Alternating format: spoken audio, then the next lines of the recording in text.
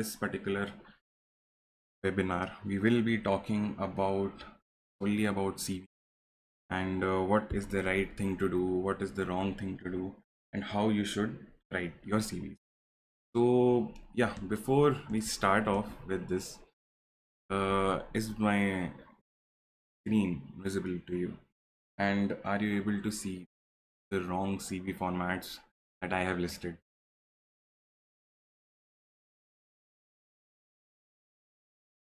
Can you, anyone of you, tell me what is wrong in these CV formats?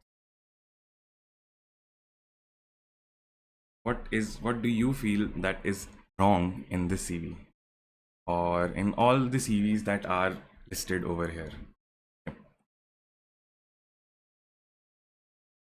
So yeah, as you can see that all of these CVs firstly are non-ATS compliant. Okay, the images, the formatting, and all these things are not up to the mark. Right? We will be diving in deep into each and every section of it, what things to remember, what things to do while writing your CV.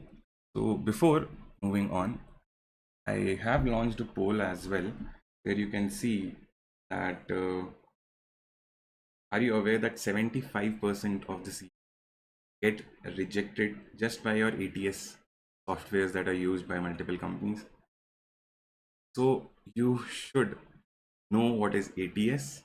I'll tell you in this particular entire live session that I'm taking what is ATS, and you should, at the end of this particular live session, you will get to know what changes you have to do in your CV to make it ATS compliant. Okay. So yeah, moving on. The first and the most important thing, as I have told, is avoiding incorrect CV format. All over the web, you will be seeing a lot of multiple CVs going around, and all those CVs are perfectly fine for a US based or like outside Indian environment. But in an Indian culture right now, the CV what is going around is not as complex as you need it to be. So keep it simple. Don't overcomplicate the design. It should be visually appealing as well as it should be simplistic. It should be as simply put as forward. Okay. The next thing is that it comes into picture is the chronological order that you should follow. So it should be I should be clear about it that whatever you are writing in your CV should have a date stamp to it, like proceeding to the recent and then to the older jobs or your projects or whatever you have lined up. Okay, so this chronological order that you have to follow, it's necessary right now. And yeah, like it makes readability kind of easy for the recruiter also. So and using bullet points as well to convey a concise language. While writing your CV, the primary thing that you should focus on is not to just put in words that are relevant to you, but think of the perspective of a recruiter, that someone else is gonna see your CV and get to know all your life skills and all your achievements and all your uh, experiences, okay, in that particular CV. So you need that CV to be aesthetically pleasing at least, so you have to follow the right CV format. Okay, so as you can see that I have listed a lot of CVs over here, and each and every CV has some sort of errors or issues in them. Okay, first and foremost, never use colors in your CV. It should be black and white. That's perfectly fine by every standards. Don't make it too complicated. Black and white, single page, single column. Don't split it up into two halves, as your ATS softwares are not compatible to get that thing. Okay, and your images, firstly, don't put your images as well. Your ATS softwares do not know what an image is and cannot segregate between your image and the normal text. So points to remember: do not make it a two-column CV. Make it a one-column CV. Single thing it should be listed, and the chronological order. And do not follow any of these templates or your Canva or whatever you are using to write your CV. Make it as a Word document, and I'll show it to you as well. So what now the question arises, like, what is the right CV? Okay, and how do we do it? So as you can see that this particular CV that I have made uh, covers all the right aspects to what a CV should have. So yeah, as you can see, the particular name, whatever should be there, your residential, where you're living, your email, your contact, your LinkedIn, your, if you have a portfolio, or your GitHub links, or whatever you can put in there. Then your summary should be there, then your skills should be there, then your professional work experience, projects, your education, and below that comes the certification part as well. Okay, so if you feel like you're not getting any good CVs out there, you're not able to maintain this structure, and you need an editable format as well, you can download the CV template, and I have added some extra things also in it. So which section, what you should write in each and every section, what language you should follow, also have been prompted in that. And I have nearly interviewed 300 to 400 plus candidates, and after that only I have made this particular CV. So I am will be providing you with this link as well. And yeah, don't need to worry about it. I will provide you all the links to this. You can join the WhatsApp community link that I have sent on the chat itself. I have pinned it. But yeah, I will send it again. You can join that WhatsApp community, and I will forward this Prezi link to you guys over there. We'll share it again on the live. Yeah, you can join that WhatsApp community link, and I'll share this entire presentation with you, so you don't need to worry about it as well. So moving on to the next section, what we have to do is like the CV lens, guys.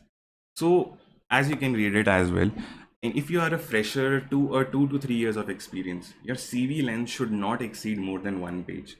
Okay, that's the ground rule that you should follow at all times. You should make it a point. 1 to 2 to 3 years of experience, 1 page is enough. If you have 3 to 7 years of experience, a 2 page CV would do to carry, to basically incorporate all the things that you have done.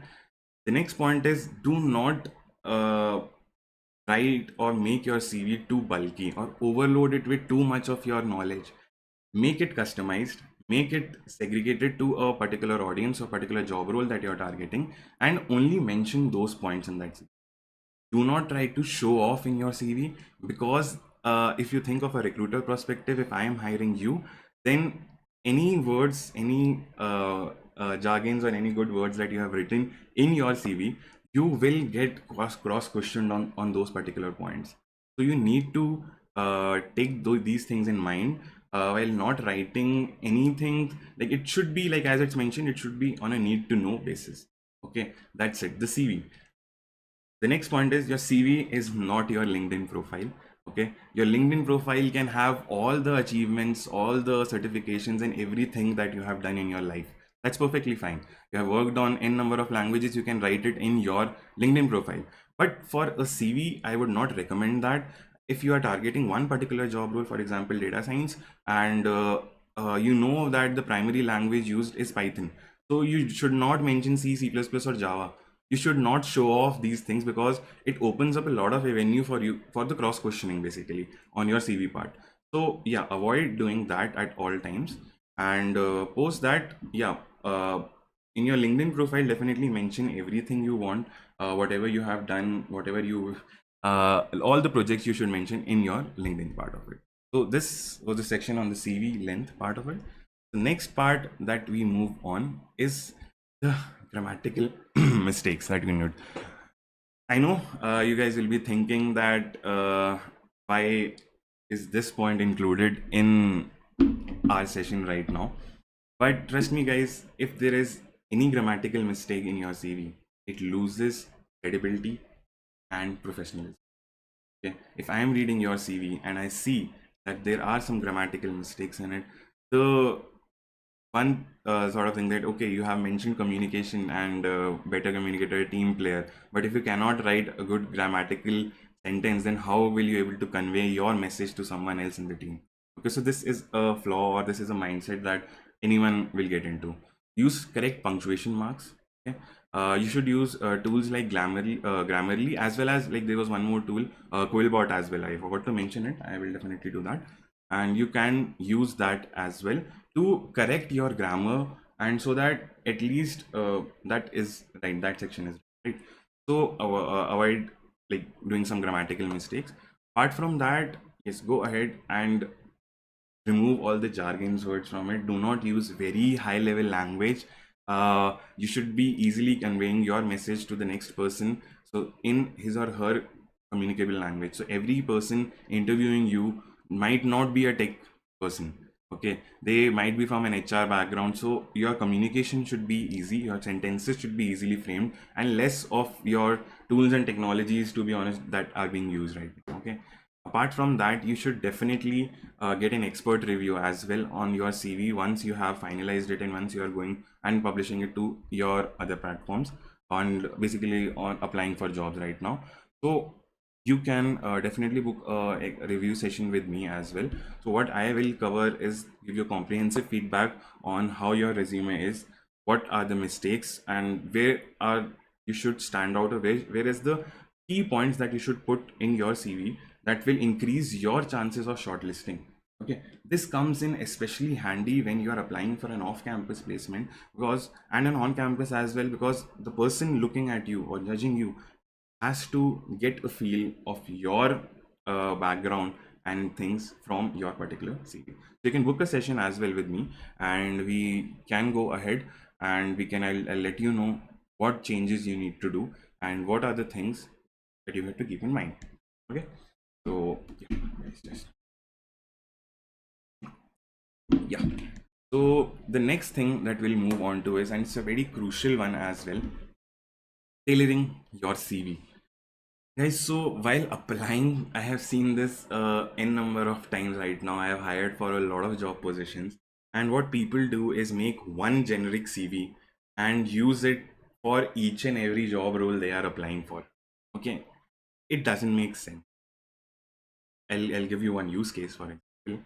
If you're applying for a Java role, you should you have written all your XYZ thing, that you have worked on Python as well, you have worked on Django framework, you have worked on all the other different frameworks you have mentioned. But what I want to be, because I am hiring for a Java role and you are applying for a Java CV and you're giving a Java CV, so you should mention at least some key points like the Spring Boot technology or what technology you have used, and tailor make that particular CV to that particular job description.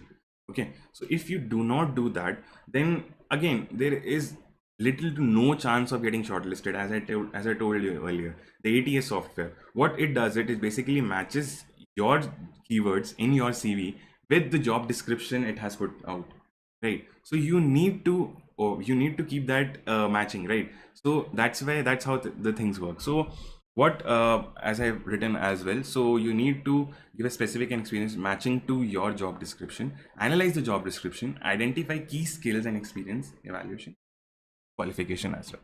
Okay, now the last point is how you can leverage AI to optimize your CV. So this is a prompt that I developed, a ChatGPT prompt that I developed, and I like to showcase as well. So you can definitely have a look at this video as well. I have uploaded it, and this is a ChatGPT prompt that I made. So what it essentially does is, I'll give you a demo one. So I'll show you one.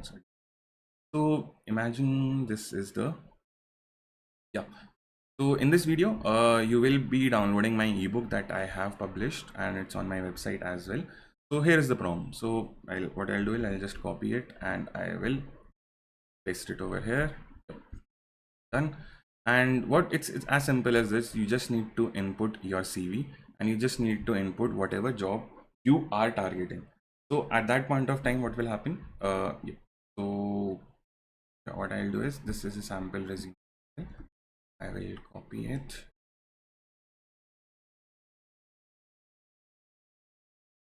And don't need to worry about the formatting and everything. Yeah, right. So yeah, I will paste this job description as well and post.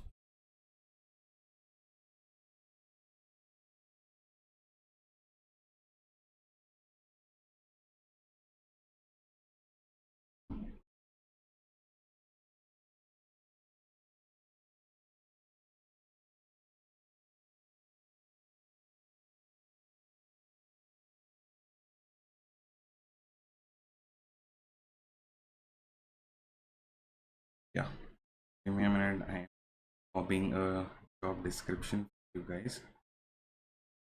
It would be, yeah, here we go. Here I have copy pasted the job description as well. So as you can see, I will use this prompt for my window.